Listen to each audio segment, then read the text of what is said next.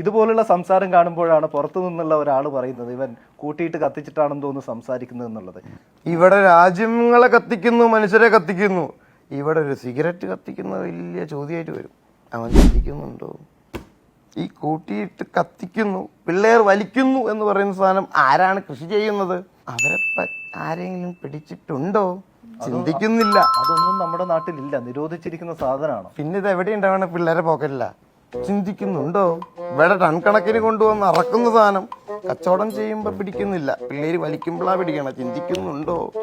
There is no crime about like this thing. Substance ഉപയോഗിക്കുന്നത് only ഹാബിറ്റൽ issues ആണ്. അങ്ങനെ ഹാബിറ്റൽ issues ഉള്ള ഒരാളെ സമൂഹത്തിന് മുന്നിൽ കള്ളക്കടത്തുകാരനാക്കുകയും വലിയ ഒരു ക്രിമിനൽ ആക്കുകയും ചെയ്യുന്നതാണ് ക്രൈം എന്ന് ഞാൻ പറയും. അതുവഴി അവന്റെ കുടുംബത്തെയും ചുറ്റുപാടുകളെയും നശിപ്പിക്കുന്നതാണ് ക്രൈം എന്ന് ഞാൻ പറയും. അല്ലാതെ ഉപയോഗിക്കുന്നത് ക്രൈം അല്ല.